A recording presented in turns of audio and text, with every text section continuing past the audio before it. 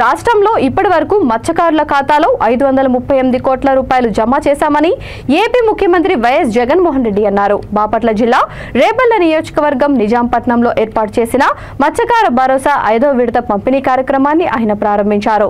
ఈ సందర్భంగా ఆయన మాట్లాడుతూ సముద్రంలో వేటలేని సమయంలో ఏటా మత్స్యకారులకు సాయం అందిస్తున్నామని అన్నారు. మొత్తం 1,23,519 మంది మత్స్యకార కుటుంబాలకు మత్స్యకార భరోసా కింద 123.52 కోట్లు నేరుగా వారి ఖాతాలో వేస్తున్నామని చెప్పారు.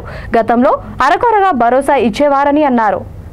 ఫిషరీస్ యూనివర్సిటీ ఆక్వా పార్క్ ను ఏర్పాటు చేయబోతున్నామని అన్నారు. నిపుణులను తయారు చేసే విధంగా ఫిషరీస్ యూనివర్సిటీ పశ్చిమ గోదావరిలో ఏర్పాటు కానుందని తెలిపారు. బాపట్ల జిల్లా నిజాంపట్నం పరిధి దిండి గ్రామం వరుసవారిపాలెంలో 280 ఎకరాల స్థలంలో ఆక్వా పార్కుకు శంకుస్థాపన జరగనుందని తెలిపారు.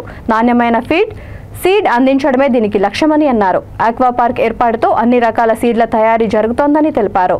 నిజాంపట్నంలో సీడ్ మేకింగ్ యూనిట్ ఏర్పాటుతో 21,000 మందికి ఉపాధి కలుగుతోందని అన్నారు. 417 కోట్లతో ఫిషింగ్ హార్బర్ కు కూడా నిజాంపట్నంలో ఏర్పాటు చేయడం గర్వంగా ఉందని తెలిపారు.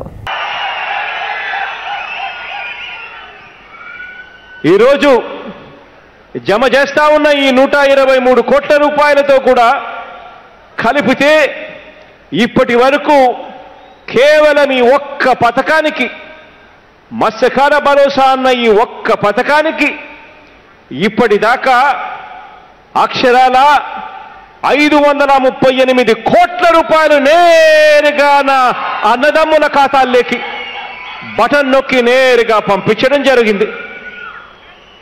కడలిని నమ్ముకున్న కుటుంబాల కోసం ఇంత మంచి కార్యక్రమం దేవుడు దయతో ఈరోజు మీ బిడ్డ చేయగలుగుతా ఉన్నాడు అనంటే దేవునికి ఇంత మంచి అవకాశం నాకు ఇచ్చినందుకు దేవునికి సదా రుణపడి ఉంటానని చెప్పి ఈ సందర్భంగా తెలియజేస్తా ఉన్నా.